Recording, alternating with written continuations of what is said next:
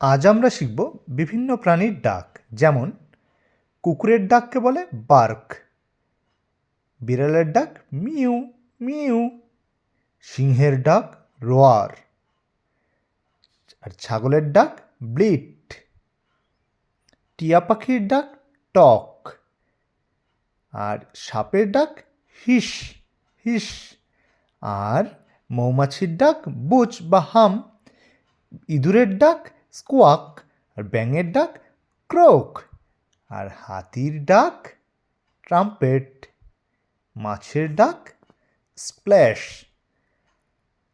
প্যাঁচার ডাক হুট, আর ডলফিনের ডাক বা তিমির ডাক ক্লিক, পিঁপড়ের ডাক ক্রাই, আর হায়নার লাফ। Please subscribe.